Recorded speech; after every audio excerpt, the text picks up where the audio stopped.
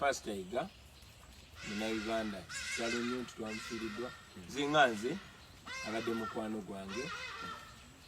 nga tumanyiganye twasinkana emyaka mingi nnyo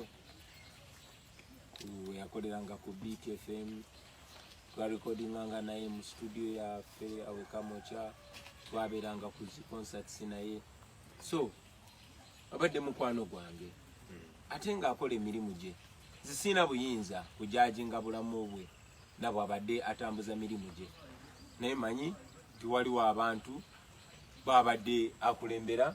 waliwo abantu babadde balungamya okumujajinga kwa Mukama Katonda nze musasira kuba twafiiriddwa mu Uganda twafiiriddwa omuntu yabadde ali omwoyo omulimu gwe tegubadde gwagamba abantu kola bikyamu omulimu gwe gubadde gwakubabulira njiri nyinza obutakanya naye nemuwe ekitiibwa era musasira nga mu Uganda munange era ntwala omukisa guno okubagiza famire ye n'okubagiza bamemba ba church ye n'okubagiza baganda baffe bonna abalokole nti kitalo nnyo kitalo ddala omwoyo gwe Mukama gumuze mirembe Mukama musonyiwe byonna ebyamusobako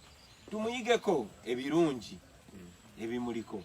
ngera nange bwe ngamba bulijjo nti siiri mutuukirivu naye ekirungi ekindiko njagala abantu abalala bakiige ekibi ekindiko nsaba Katonda nyambe nkikyuse nga tuwumba